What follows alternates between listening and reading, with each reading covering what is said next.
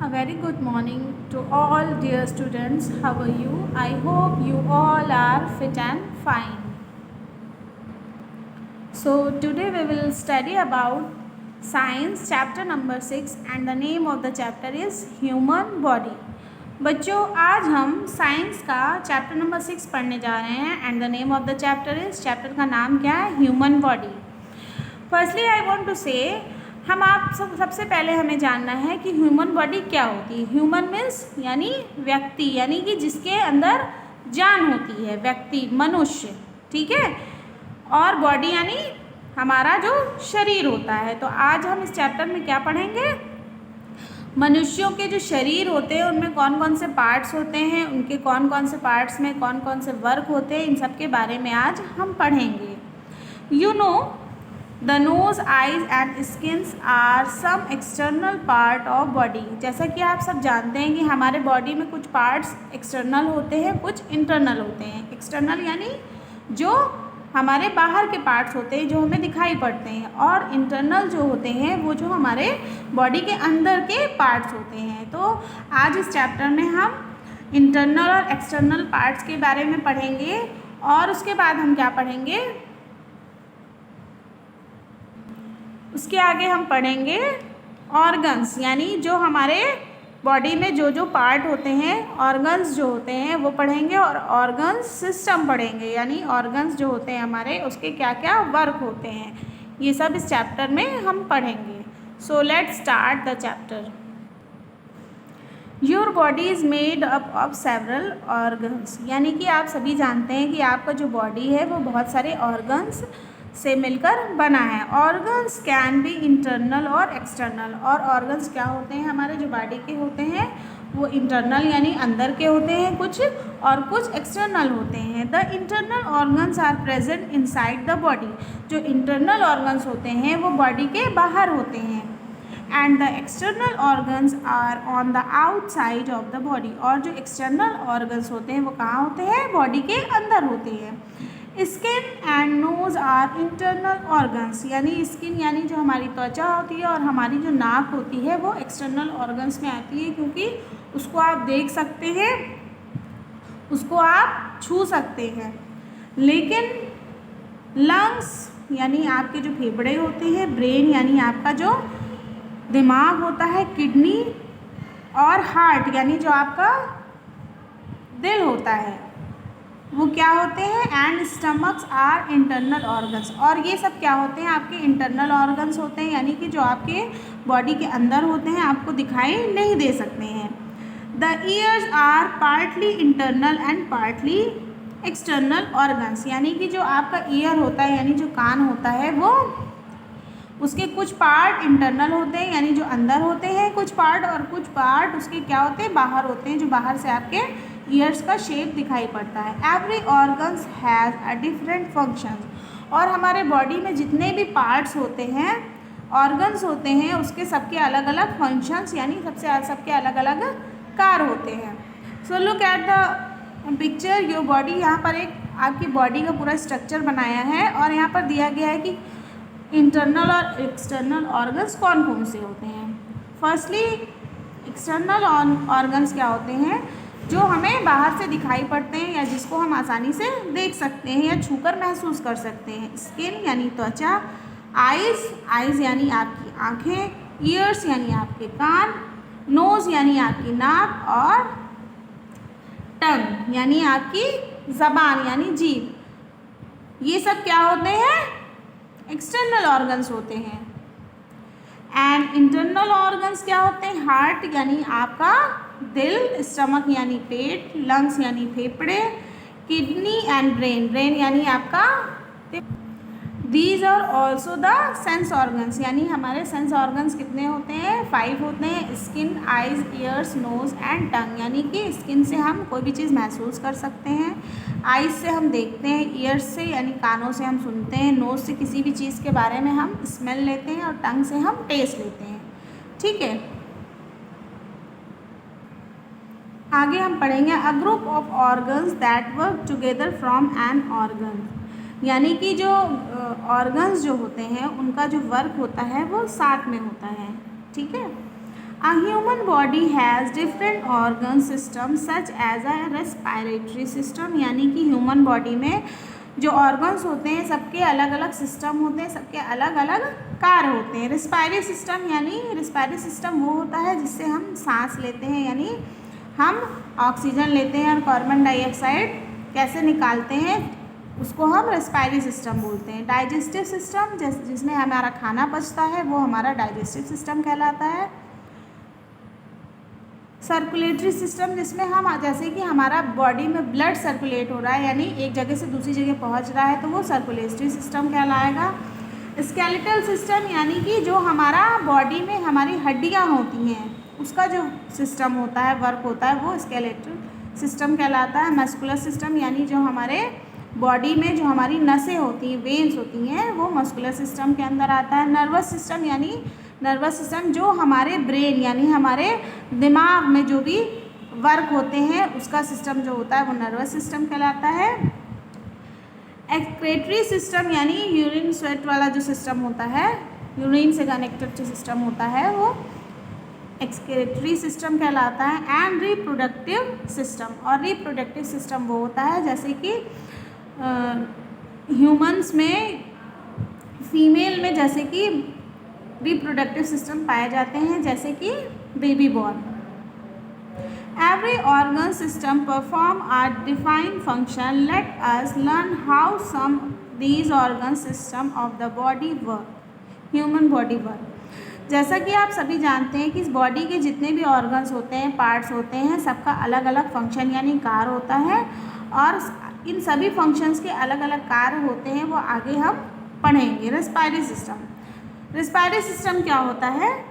Organs that are involve in obtaining organ gas from the air and removing carbon dioxide gas from the body for the respiratory system. Respiratory system वो system होता है जिसमें हम oxygen लेते हैं, यानी हम सांस लेते हैं तो हम ऑक्सीजन लेते हैं और हम क्या छोड़ते हैं, रिमूव क्या करते हैं, कार्बन डाइऑक्साइड निकालते हैं, और इससे हमारे बॉडी में ऑक्सीजन आती है और कार्बन डाइऑक्साइड बाहर निकलती है। इसी को हम क्या बोलते हैं, रेस्पायरी सिस्टम बोलते हैं। The nose, windpipe and lungs from the human respiratory system. और हम रेस्पायरी सिस्टम में हम सांस कहाँ से लेते हैं, यानी एयर कहाँ से लेते हैं, नोज से लेते हैं, और उसके बाद वो विंड पाइप से होता हुआ लंग्स में यानी हमारे फेफड़ों में जाता है और पूरे बॉडी में इस तरह से ऑक्सीजन पहुंचती है। तो ये सब हमारा किसके अंदर आता है, रेस्पायरी सिस्टम के अंदर आता है। Look at the picture, this is a picture of respiratory system. यहाँ पर आपको एक डायग्राम बना है रेस्पायरी सिस्टम का। देखिए यहाँ पर ये नोज़ है यानी नाक है, यहाँ से आप सांस लेते हैं। ये होता है आपका विंड पाइप, जहाँ से आप यहाँ से सांस यहाँ से लेते हैं, पाइप से जाती है, ये लंग्स में जाती है, फिर पूरी बॉडी में फैल जाती है।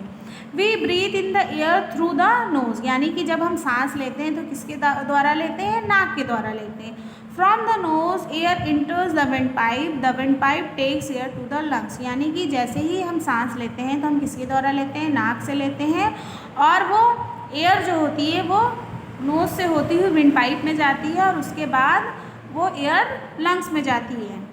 When you breathe in the lungs and filled with fresh air rich in oxygen, the oxygen then mix with the blood. The blood carries oxygen to every part of body. The body uses oxygen to produce energy. यानी कि जब हम सांस लेते हैं तो किसके द्वारा लेते हैं, नोज़ के द्वारा यानी नाक से लेते हैं, और उसके बाद जो ऑक्सीजन हमारे विंड पाइप से होती हुई लंग्स में जाती है। लंग्स फ्रेश एयर ऑक्सीजन को कहाँ भेजता है, पूरे बॉडी में मिक्स हो जाती है। The body carries oxygen to the every part of the body, और उसके बाद क्या होता है, बॉडी के हर पार्ट में ऑक्सीजन चली जाती है। The body uses oxygen to produce energy, और जो हमारी ऑक्सीजन जब बॉडी में चली जाती है उससे हमारी बॉडी को क्या मिलता है, एनर्जी यानी ताकत मिलती है। Digestive system, organs that work together to digest food from the digestive system, यानी कि डाइजेस्टिव सिस्टम क्या होता है, डाइजेस्टिव सिस्टम वो होता है जहाँ पर इसका वर्क ये होता है कि हमारे खाने को पचाना, यानी पाचन क्रिया सिस्टम जो होता है, पाचन क्रिया होती है वो डाइजेस्टिव सिस्टम कहलाती है। The mouth, food pipe, stomach small intestine and large intestine are organ of the human digestive system. यानी डाइजेस्टिव सिस्टम में क्या होता है, जो भी हम खाना खाते हैं सबसे पहले अपने मुंह से खाते हैं, फिर वो फूड पाइप में जाता है। आफ्टर दैट फूड पाइप से होता हुआ वो हमारे स्टमक यानी हमारे पेट में जाता है, फिर उसके बाद स्मॉल इंटेस्टाइन यानी छोटी आंत में जाता है, उसके बाद लार्ज इंटेस्टाइन यानी बड़ी आंत में जाता है, और are organs of the human digestive system. और ये जितने भी ऑर्गन्स होते हैं ये सब क्या कहलाते हैं, डाइजेस्टिव सिस्टम का एक पार्ट कहलाते हैं। Look at the picture, this is a picture of digestive system. देखिए यहाँ पर क्या दिया है, ये फर्स्टली क्या है, अगर हम डाइजेस्टिव सिस्टम में कोई भी चीज़ खाते हैं तो वो हमारे माउथ यानी मुंह से होता हुआ ये फूड पाइप में जाता है। फूड पाइप के बाद ये स्टमक है हमारा, स्टमक में जाता है, इसके बाद स्मॉल इंटेस्टाइन यानी छोटी आंत में जाता है, फिर लार्ज इंटेस्टाइन यानी बड़ी आंत में जाता है, फिर उसके बाद एनस यानी एनस उसे बोलते हैं जहाँ से हम पॉटी करते हैं, यानी पॉटी के रास्ते से निकल जाता है, जो उसके वेस्ट पार्ट होते हैं।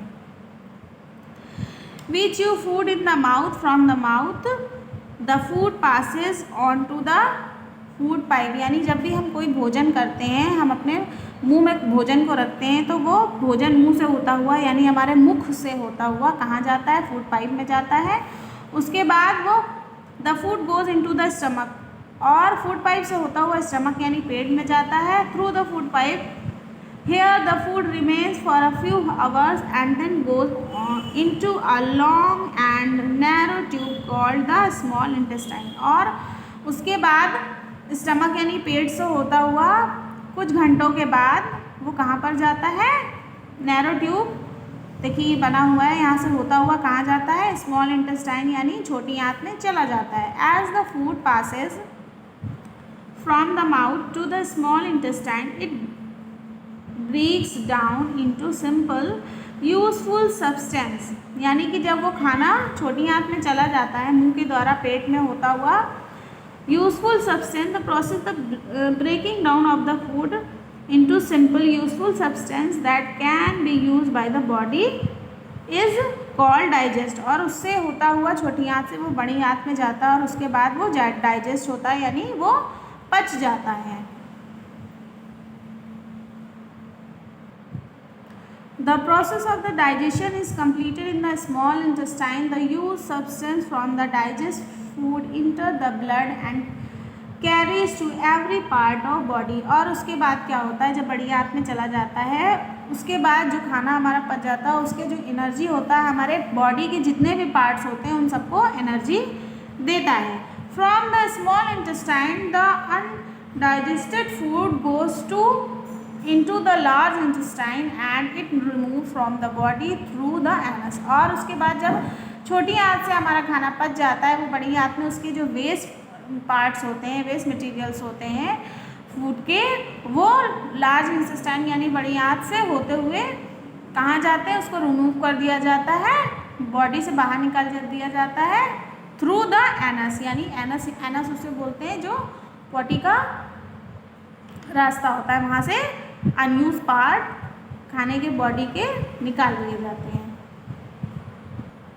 Next one is circulatory system, the heart, blood and the blood vessels from the circulatory system. यानी सर्कुलेटरी सिस्टम उसे बोलते हैं, this is a picture of circulatory system. इसमें क्या होता है कि हार्ट का ब्लड जितने भी बॉडी के जितने भी ऑर्गन्स में जाता है, ब्लड का जो सर्कुलेशन होता है वो क्या बोलता है, उसे क्या बोलते हैं, सर्कुलेटरी सिस्टम बोलते हैं। This organ system controls the flow of blood in the body. और इस फंक्शन को हम क्या बोलते हैं, सर्कुलेटरी सिस्टम बोलते हैं। इसमें इसका वर्क क्या होता है कि बॉडी के जितने भी पार्ट में ब्लड जाता है वो सर्कुलेटरी सिस्टम कहलाता है और इसी के द्वारा ये पूरे बॉडी के ब्लड को कंट्रोल करता है। The heart works like a pump. The movement of the blood through the blood vessels by the pumping action of the heart is circulation. It means जो भी हमारे बॉडी का जो सर्कुलेटरी सिस्टम होता है उसमें क्या होते हैं, ब्लड सर्कुलेशन जो होता है वो बॉडी के एवरी पार्ट में सर्कुलेट होता है। और फर्स्टली जैसे कि इसमें एग्जांपल दिया है, the heart works like a pump, और हमारा हार्ट है, हार्ट जो होता है, देखिए, यानी जो हमारा दिल होता है वो पंप करता रहता है। The movement of the blood through the blood vessels by the pumping action of the heart is called circulation. यानी कि जब बॉडी में हमारे ब्लड सर्कुलेट होता है, हमारे हार्ट तक जाता है, तो हार्ट पंपिंग होती रहती है और पूरे बॉडी में ब्लड सर्कुलेट होता है। The heart makes the sound lub dub it as pumps blood to every part of body. और जब ये ब्लड पूरे बॉडी में जाता है और हार्ट में जब पहुंचता है तो एक तरह का साउंड यानी आवाज़ निकलती है, लब डब तरह की आवाज़ हमें मालूम होती है। Blood vessels are two part, arteries and veins. यानी कि ब्लड के जो वेसल्स होते हैं, यानी जो हमारी नसें होती हैं, वो दो प्रकार की होती हैं, आर्टरी और वेन्स। यानी आर्टरीज यानी कुछ मोटी और पतली होती है और कुछ वेन्स दो प्रकार की होती हैं, एक आर्टरीज होती है और दूसरी वेन्स होती हैं। Arteries carry blood from the heart to every part of the body. यानी कि जो आर्टरीज होती है वो ब्लड को कहाँ पर ले जाती है, हार्ट पे ले जाती है और बॉडी के सभी पार्ट में पहुँचाती है। Veins bring blood from the part of the body. और जो वेन्स होती है वो ब्लड को बॉडी के पार्ट से ले जाती है बैक टू द हार्ट। और वो क्या करती है,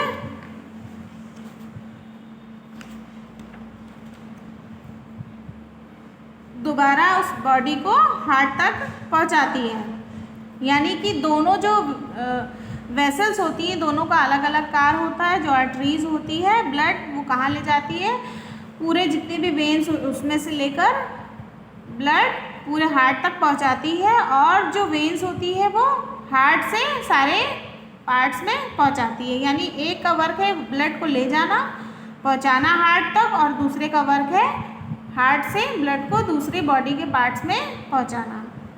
एक ले जाने का कार्य करती है, दूसरा ब्लड को वापस लाने का कार्य करती है।